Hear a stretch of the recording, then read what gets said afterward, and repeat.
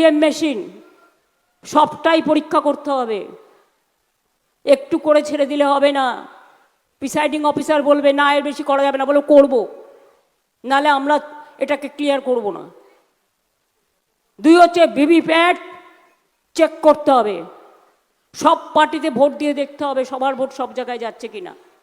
ওরা আমাদের জায়গাগুলো ভোটিং মেশিন খারাপ করবে, ওই মেশিনে ভোট করবেন না। মা বোনেরা অনেক লাইন দিয়েছেন, দরকার হলে নিজের অধিকার রক্ষা করার জন্য একটু অপেক্ষা করবেন, ছাওয়াতে চলে যাবেন না, ভোটটা দেবেন। কারণ আগামী দিন এনআরসি করে সবাইকে জেলে ভরে দেওয়ার চেষ্টা করবে আপনার ভোট কেড়ে নিয়ে।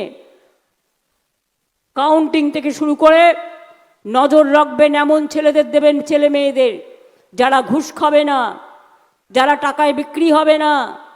ওরা রাবড়ি নিয়ে আসলে খাবে না, চা নিয়ে আসলে খাবে না, ঘরের মায়ের দেয়া খাবার নিয়ে যাবে, বউয়ের দেয়া খাবার নিয়ে যাবে, বোনের দেয়া খাবার নিয়ে যাবে, কিন্তু ওরা যেন আপনাকে খাবারে কিছু মিশিয়ে ঘুম পাড়িয়ে ফেলতে না পারে, লক্ষ্য রাখবেন।